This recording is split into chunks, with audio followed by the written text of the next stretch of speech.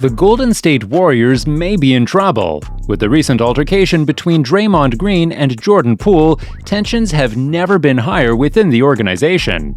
To further complicate things, 4 of their key players, including Green, Poole, Klay Thompson, and Andrew Wiggins, are nearing the end of their contracts. So far, the Warriors brass has said all the right things in an attempt to downplay the incident. Green held a 39-minute press conference in which he included a heartfelt apology towards Poole, his family, and his teammates.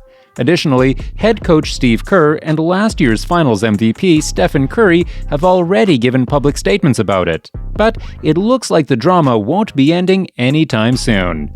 As reported by Cryus Saatsaz from the Locked On Warriors podcast, Poole is still angry over Green sucker-punching him, saying that Jordan Poole has not forgiven Draymond.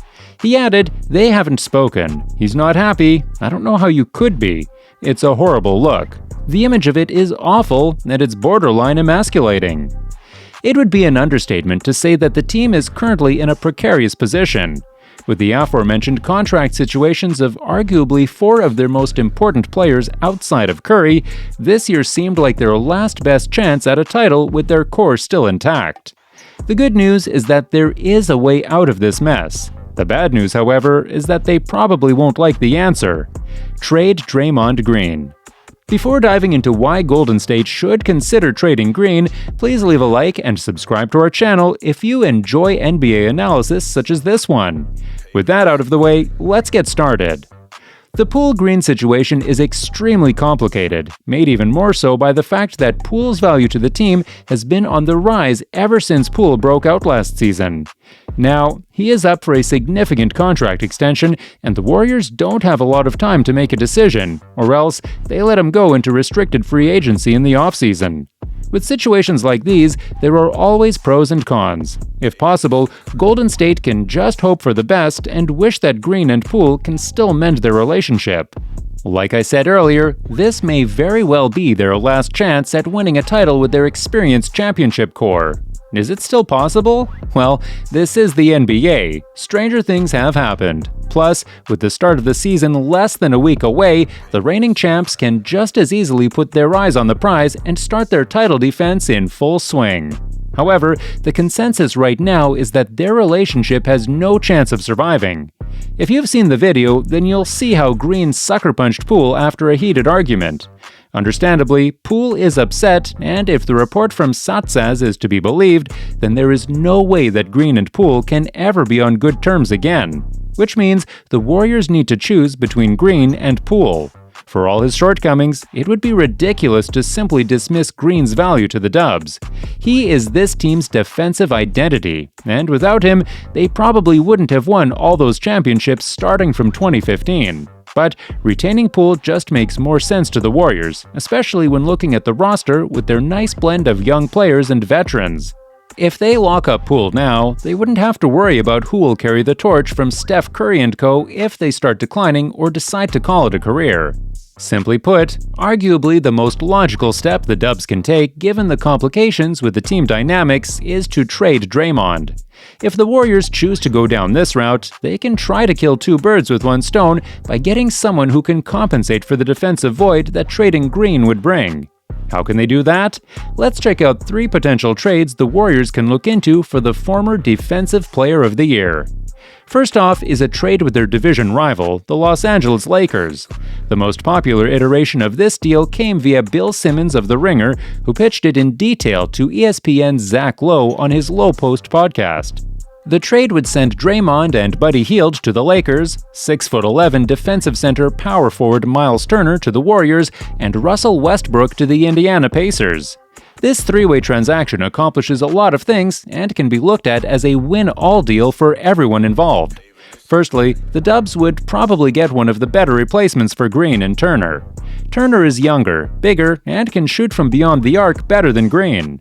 While there are trade-offs in terms of defense, playmaking, and overall versatility, the Dubs can certainly do worse than Turner. Green may be a generational defensive player, but Turner can hold his own too, as seen in this clip of him blocking Giannis Antetokounmpo. The Lakers, on the other hand, would get Green to shore up their front court alongside Anthony Davis and friend LeBron James.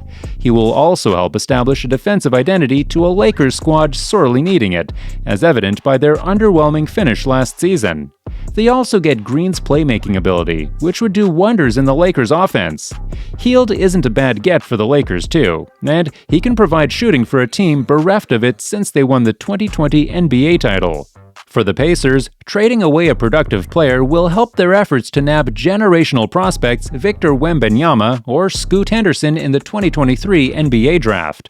If they want to, they can just trade Westbrook to other teams or just don't play him entirely. The next trade is also somewhat of a win-win, although to a lesser extent than the first one. In the deal, Golden State sends Draymond to the Atlanta Hawks for John Collins. That's it, just a 1-for-1. Collins has been involved in countless trade rumors, but the Hawks have never been willing to pull the trigger to send him away. In fact, an earlier version of the DeJounte Murray trade that saw the young point guard traded to Atlanta for Collins instead, but according to Mike Finger of the San Antonio Express-News, the Hawks' offer of 3 first-round picks plus a swap was too good for the San Antonio Spurs to pass. Now that we've proven how realistic this deal can happen, let's talk about why both teams would want to do it. For the Dubs, they get back a player who is not the defensive anchor that Draymond is, but is already leagues better than him on the offensive end of the floor. His level of athleticism is a hand-in-glove fit for the Warriors' youngsters, and has also proven that he won't back down from anyone, even from Joel Embiid. At just 25 years old, Collins is locked up into a reasonable contract until 2025, which fits Golden State's timeline perfectly as they transition into the future. For the Hawks, Draymond will instantly be their best defensive player. Trae Young is an excellent offensive player, but he does have a gaping hole in his game with his defense. For a team that supposedly stole Golden State's blueprint for building out their roster, the Hawks can take it one step further by actually employing the Warriors' defensive backbone.